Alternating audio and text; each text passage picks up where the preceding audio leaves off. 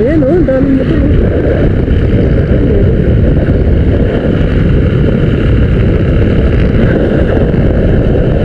Ayan, dito yung nakalagay, bulalo ah. Uli.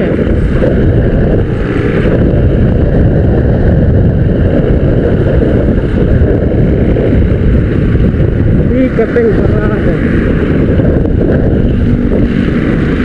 Yun o. That's Santana City View Deck.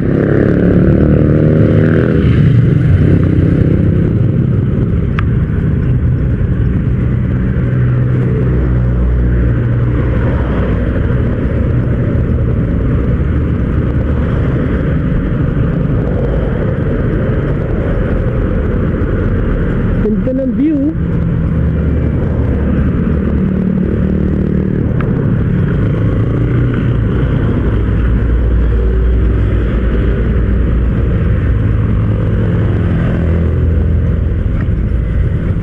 Abandoned place.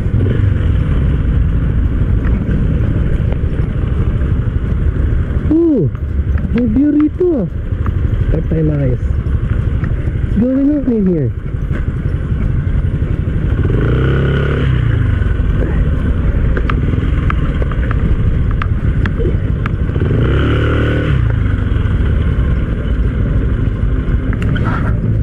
Oh my god. Nalikas na yung muscle ko.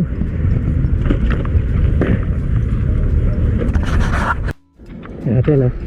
Kung hindi tayo trespassing dito. Parang ordinaryong bahay lang naman to eh. Oh, it's a deck. My god, it's a deck.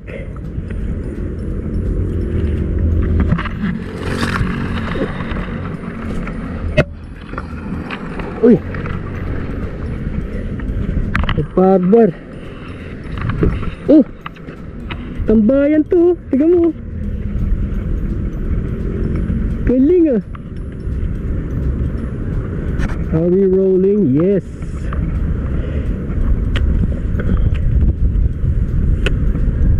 Ganda.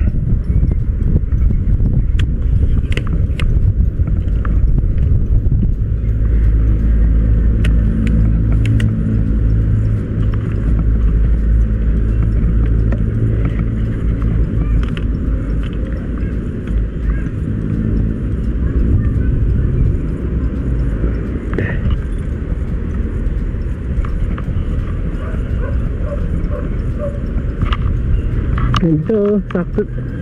Tempo tayo na ano, walang nakaharang na clouds. Kaganda naman oh.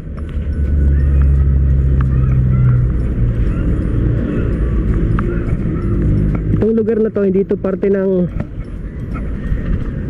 itong butas na to, hindi to parte ng any kainan. Bali walang kainan dito, nakita ko lang, bumaba lang ako ng konti. Ito na yung mga bahay ng mga tao dito.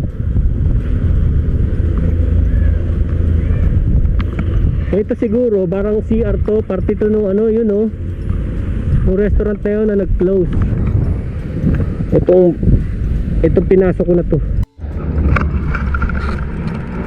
Sa mga 15 minutes lang tayo siguro dito. Then we have to go down. Hindi tayo masyado matraffic. Wow, look oh. Look at that. May umuusok sa may gitna. So we're time-lapsing over here.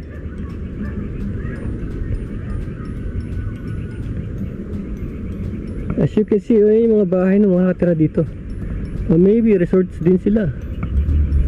Oo nga. Over there, mga bata naglalaro. Ganda no, nakikita nyo dun sa baba na yun, yun oh.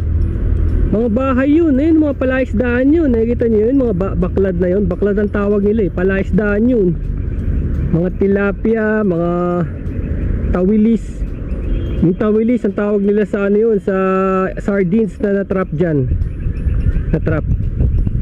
Parang dito, parang wala no, parang di mo makita na. Pero actually mga baklad yun, yung mga, alam mo yung bamboo. Parang para magkaroon ng boundary yung kanilang ano, kanilang palaisdaan. Maglalagay sila ng square bamboo, tapos meron yung net para hindi nagwa-wander around yung mga isda nila. Yung mga isda naman hindi naman parang kalapati yun na bumabalik eh. So kailangan lagay nila sa net. Bahay na bahay talaga to. Wow.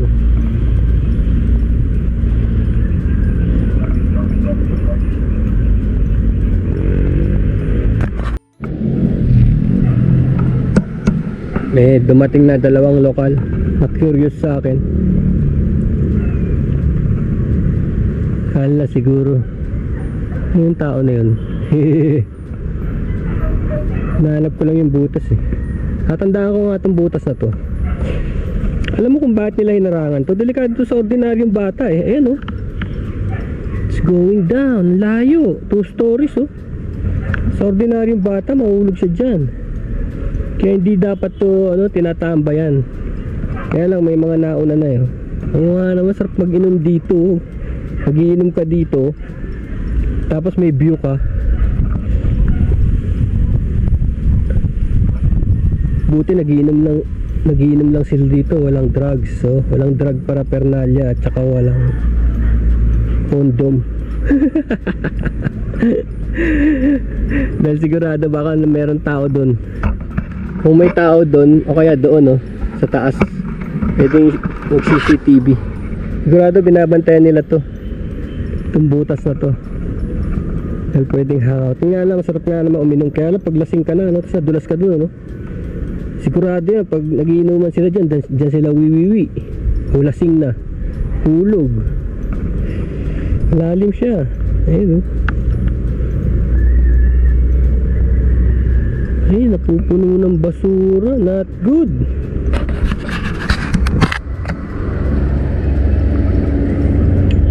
Not good bro. May basura Aba, may pababa. Hindi kang bumaba mula dito papunta dun.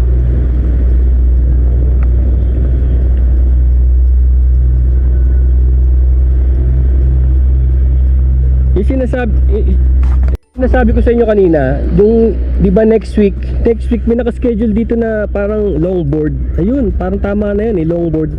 Yung skateboard na mahaba. Downhill yun, dito yun. Dito ginaganap yun, nakikita nyo? Mula dun sa taas pababa doon, hanggang dun sa baba. Patay kung patay. International yun, dadayuhin yun ng pinaka magagaling sa buong mundo sa longboard. Kaya andito tayo nun. Abangan natin sila rito. Tama-tama may pakay ako nun dito eh. Hakat din ako dito nun. Yan. Ganda Dapat pala may telescope dito para makita natin kung may mga tao talaga doon. Palagay ko mayroon. Nakikita nyo yung bandang gitna, no? Kung saan pumutok dati sa may gitna, wag itong binintiyang malaki. Huwag yung binintiyang malaki. Yan ang iniisip natin na vulkan. Yun nandun sa loob, yung kulay brown na yun.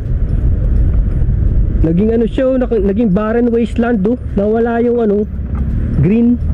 Nawala yung green niya. Kasi di ba pag may green ganyan yun naging parang desert na, desert brown. Teka, ba't parang may parang may nagbubulldozer? Wala, mahirap makita. Pero parang may nagbubulldozer. Hindi natural yung kanyang terrain.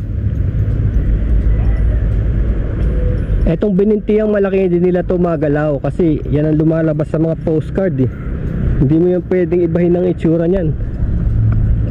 Yan ang lumalabas sa mga postcard. Yun, tignan nyo dun sa baba dun yung mga bahay nakikita nyo yung mga red na yun. Yung mga bubong nila ganyan red tile red. Yun yung bahay liit pero nakababa na ako dyan. May pinremote akong resort dyan dun sa baba.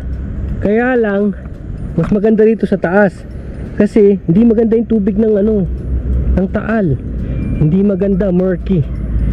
Hindi ka pupunta dyan para maligo. Murky ang tubig dyan, lake yan Mas maganda pa maghanap ka sa mga falls. Tsaka syempre mas maganda pa rin yung dagat, kagaya ng Lemery over there. Lemery, Batangas, Mabini, Anilao. Mas maganda pa rin dyan sa dagat kaysa dito sa lake. Maganda lang tong lake kasi iconic. Ang maganda ron, mountain climbing, hiking, horseback riding. Yun ang mga activities dun. Dami daw kabayo dyan. Naalala nyo nung pumutok yung vulkan na yan, hindi nila maisalba yung mga kabayo. Mga 50 ang kabayo. Kailangan nilang iwanan kasi syempre sarili muna ang mga tao dyan ayaw umalis eh. Yung iba dun maybe some of them are boats. Hindi na natin malaman. Ayun may activity dun mga boats nga yung iba. Kita nyo may nagpa-flash dun Kita nyo yun some boats. Yan, 5 minutes na lang, alis na tayo rito. Hindi na tayo masyadong tignan nyo, ganda.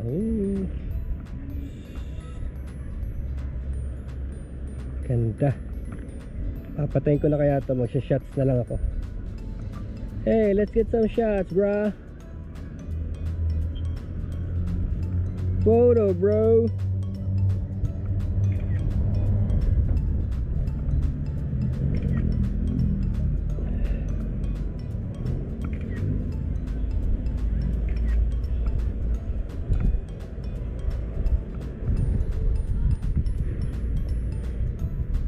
Timer natin.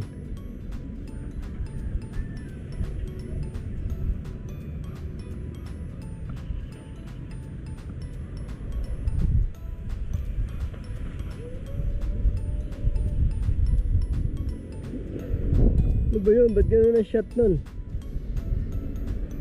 HDR.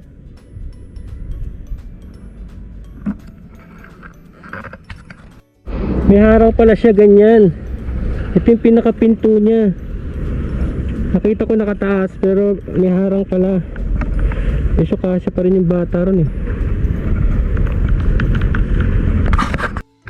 There that's the spot.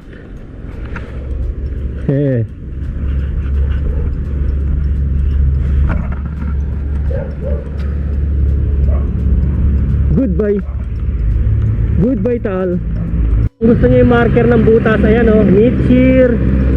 Yan ang papasukin nyo. Dibas, Bulaluhan. Yan, pero I'm not sure kung pwede. Yan yung yung kasi establishment na nagsara. Talagay ko kaparte niya yun eh. Kaparte niya yung structure na yun eh. Siyempre dahil abandoned, siyempre yung mga tao dito, baka tinatambayan niya ng mga nagda-drug, so mga kabataang nagluloko. Kaya may butas Durate papasukin niya ng mga kengkoy. Ayan pala Verabille.